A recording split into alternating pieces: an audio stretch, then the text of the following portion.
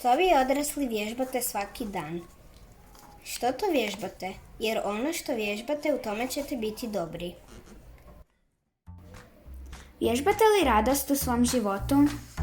Vježbate li mir u svom životu?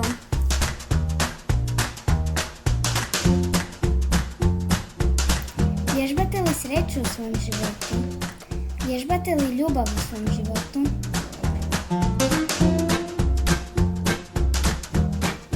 Ili vježbate puno prigovaranja? Jer ako se žalite, bit ćete vrlo dobri u tome. I postat ćete toliko dobri u tome da ćete naći zamjerke u svemu, čak i kad nema greške koju dijete ne može vidjeti. Što vježbate? Vježbate li bijes? Ako vježbate ljutnju, postat ćete vrlo dobri u tome. I bit ćete toliko dobri u tome da će vas najbeznačajnija stvar naljutiti.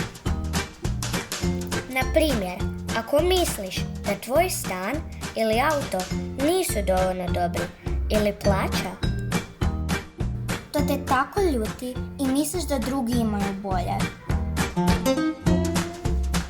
Vježbate li zabrinutost?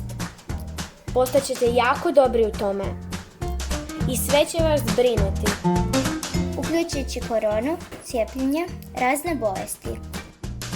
Uznemiravat će vas i naše stvari, naše zadaće, naši nesporazumi s prijateljem, naše igre. Stoga pretpostavljam da je to pitanje prakse. Mi vam predlažemo vježbanje radosti, veselja, bezbrižnosti i ljubavi.